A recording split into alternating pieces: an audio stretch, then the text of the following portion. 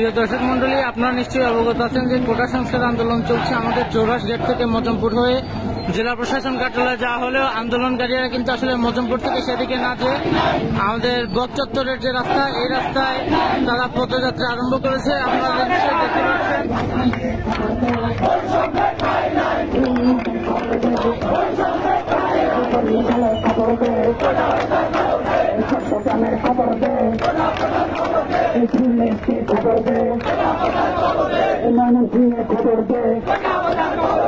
স্বাধীন এই বাংলায়, জাতিদের বাংলায়, বাংলার বাংলায়